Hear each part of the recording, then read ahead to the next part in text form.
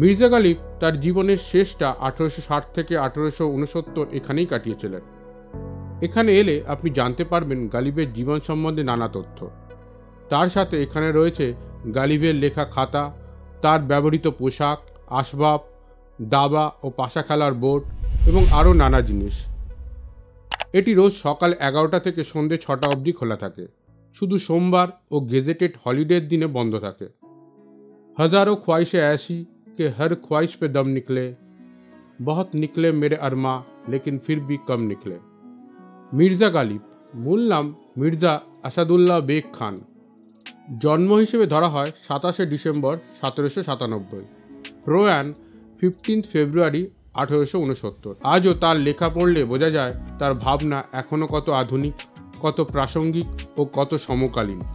তাই আজও মির্জা গালিবের লেখা কবিতা সমান জনপ্রিয় ও আলোচনার বিষয় এবং ভবিষ্যতেও সমানভাবে থাকবে।